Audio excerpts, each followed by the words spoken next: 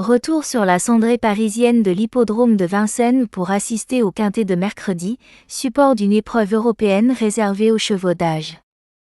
15 concurrents ont été retenus au départ de cette confrontation disputée sur le parcours des 2100 mètres de la grande piste, avec un départ à l'aide de l'autostart. Programmée en course d'ouverture, cette épreuve donnera le ton de la réunion, avec un coup d'envoi prévu aux alentours de 13h55. Le tracé des 2100 mètres de la grande piste constitue un exercice très spécifique dans le programme de Vincennes. Contrairement aux distances de tenue comme les 2700 ou 2850 mètres, ce parcours privilégie nettement la vitesse de base, la réactivité au départ et la capacité à soutenir un rythme élevé du premier au dernier mètre. L'autostart renforce encore cette dimension stratégique, car la position derrière la voiture conditionne en grande partie le déroulement initial. Dans ce type d'épreuve, la première ligne bénéficie d'un avantage théorique évident.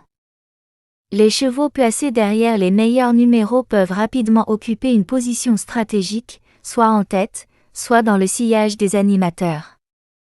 À l'inverse, les concurrents en seconde ligne doivent composer avec la trajectoire et le démarrage du cheval qui les précède.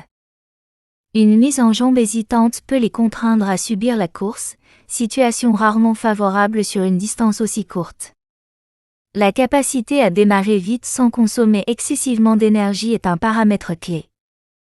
Sur 2100 mètres, un cheval qui doit produire un effort violent pour se placer risque de le payer dans la phase finale. Les drivers devront donc évaluer instantanément la situation au repli des ailes, tenter de prendre la tête, se rabattre à la corde ou patienter pour se faire ramener dans un dos.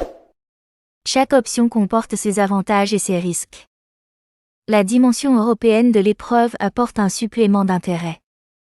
Les chevaux étrangers engagés affichent parfois des profils tactiques différents de ceux des trotteurs français. Certains sont habitués à des courses rythmées sans concession, d'autres à des parcours plus linéaires. Cette diversité peut influencer le tempo global et rendre la course plus sélective qu'attendue. Les concurrents les plus adaptables, capables de changer de rythme et de s'insérer rapidement dans le peloton, disposeront d'un atout précieux.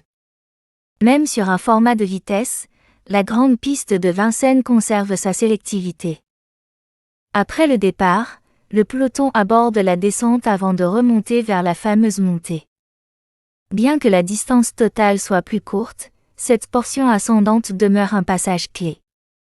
Les chevaux sollicités prématurément peuvent y marquer le pas, tandis que ceux qui ont bénéficié d'un parcours caché peuvent enclencher leur progression à mi-montée. Le rythme imprimé en tête jouera un rôle déterminant. Si un animateur imprime une allure soutenue dès le départ, la sélection peut s'opérer naturellement et favoriser les attentistes capables de finir vite. En revanche, un train modéré peut transformer l'épreuve en sprint prolongé dans la ligne droite, donnant un net avantage aux chevaux placés aux avant-postes.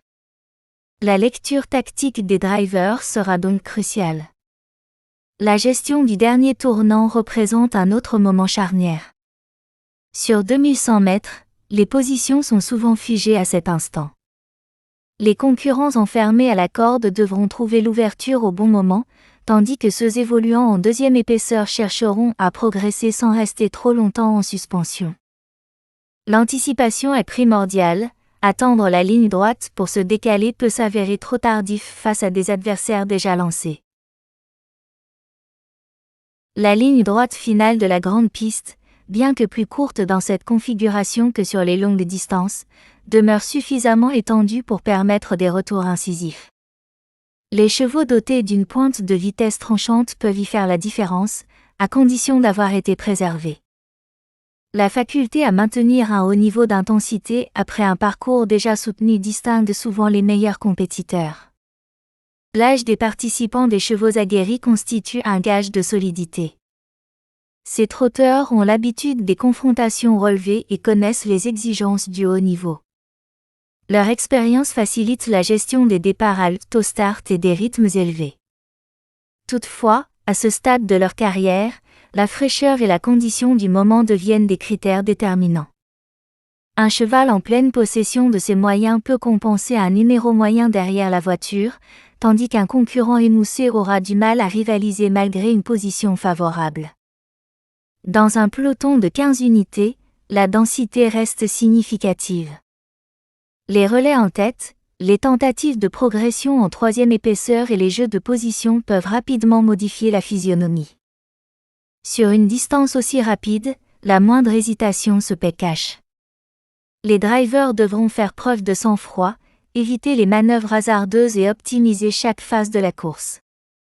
Pour les parieurs, cette épreuve présente une équation complexe. L'analyse devra intégrer la qualité du numéro derrière l'autostart, l'aptitude avérée aux 2100 mètres, la réussite sur la grande piste et la dynamique récente. Les chevaux capables de répéter leur performance dans des lots comparables offrent des garanties appréciables. Néanmoins, la nature même du parcours de vitesse ouvre la porte à des surprises, notamment si un concurrent bénéficie d'un déroulement idéal. La course d'ouverture d'une réunion revêt toujours une dimension particulière. Elle conditionne l'ambiance de l'après-midi et sert de référence pour l'état de la piste. Le départ prévu vers 13h55 lancera les débats sur un rythme potentiellement soutenu.